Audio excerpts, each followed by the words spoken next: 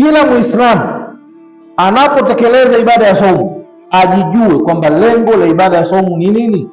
Lengo la ibada ya saumu ni kufika daraja ya uchamungu. Sasa Ramadhani ikiisha, unatakiwa ujichunguze, umefika kwenye daraja hiyo? Watu wengi wanahisi kwamba daraja ya uchamungu haifikiwi ila na watu fulani fulani, ambao wakati mwingine wanaonyeshwa kwa vidole kwamba fulani mcha Mungu, fulani mcha Mungu, kwa sababu ya baadhi ya mambo tu. Hili ni jambo sio sahihi.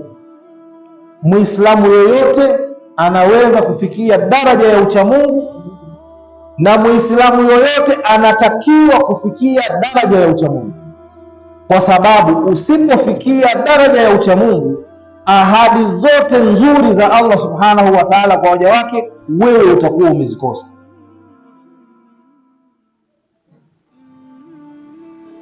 Hili jambo lazima mtu aliweke vizuri katika macho yake. wasari'u ila maghfiratin min rabbikum wa jannatin 'arduha as-samawati wal ard u'iddat lilmuttaqin. Allah anatuambia fanyeni haraka, mkimbilie msamaha wa Mola wenu na mkimbilie pepo ambayo upana wake ni sawa na upana wa mbingu na ardhi, lakini pepo yenyewe uiddat lilmuttaqin, imeandaliwa kwa ajili ya wacha Mungu tu. Aya hii inatufanya kila Muislamu lazima awe mcha Mungu.